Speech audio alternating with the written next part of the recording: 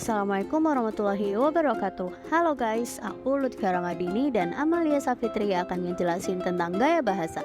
Gaya bahasa adalah cara mengungkapkan pikiran melalui bahasa secara khas yang memperlihatkan jiwa dan kepribadian penulis atau pembicara. Menurut KBBI adalah pemanfaatan atas kekayaan bahasa oleh seseorang dalam bertutur atau menulis. Atau keseluruhan ciri-ciri bahasa sekelompok penulis, atau juga cara khas dalam menyatakan pikiran dan perasaan dalam bentuk tulis atau lisan. Nah, macam-macam bahasa ada 5: majas figuratif, idiom, peribahasa, eufemisme, dan kalimat sindiran. Gaya bahasa perbandingan adalah bentuk bahasa yang menggunakan perbandingan untuk menjelaskan suatu hal atau ide. Dibagi menjadi 6: metafora, alegori, pleonasme, simile, personifikasi, dan hiperbola. Nah, gaya bahasa perbandingan itu kita jelasin nih. Simile adalah bentuk perbandingan yang menggunakan kata seperti, ibarat, atau bagai. Selanjutnya ada metafora, bentuknya perumpamaan terhadap dua hal yang memiliki sifat yang sama tetapi bentuk yang berbeda. Yang ketiga ada personifikasi, bentuk perbandingan yang memberikan sifat manusia pada benda mati atau hewan. Contohnya, angin malam itu merayap perlahan seperti orang yang ingin mencut.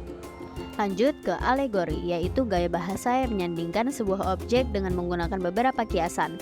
Hiperbola adalah bentuk perbandingan yang melebih-lebihkan suatu hal. Kemudian pleonasme merupakan bentuk perbandingan yang mengulang kata atau frasa yang memiliki arti yang sama.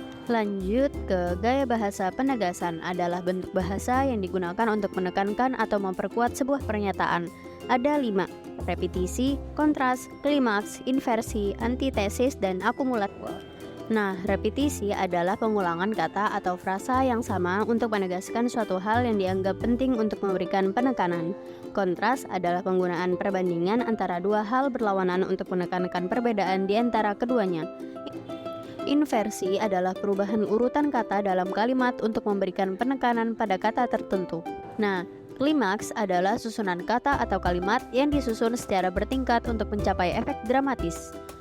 Antitesis adalah penggunaan perbandingan antara dua kata atau frasa yang bertentangan untuk menekankan perbedaan di antara keduanya. Akumulasi adalah penggunaan susunan kata atau frasa yang semakin bertambah jumlahnya untuk menegaskan pernyataan.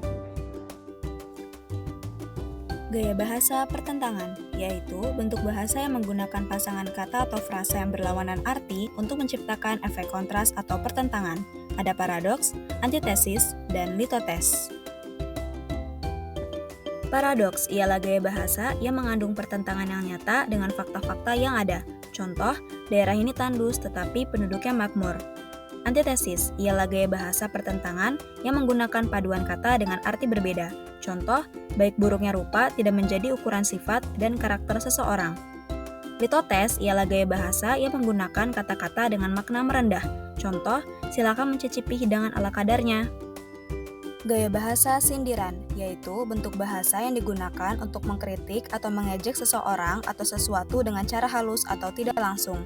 Ada ironi, sinisme, sarkasme, satir, dan innuendo. Ironi, yaitu gaya bahasa yang menggunakan kata-kata yang bertentangan dengan makna sesungguhnya. Contoh, kamu cepat sekali datang, sampai acaranya sudah keburu selesai. Sinisme, yaitu gaya bahasa yang digunakan untuk menyindir seseorang secara terang-terangan. Contoh, aku ingin kabur jika kamu terus duduk di sebelahku. Sarkasme, yaitu gaya bahasa yang penyampaiannya dilakukan menggunakan kata sarkas kasar dan keras. Contoh, mulutmu memang setajam pisau dari dulu. Satir, gaya bahasa yang digunakan untuk mengejek, mengkritik, atau menertawakan suatu gagasan, kebiasaan, atau ideologi.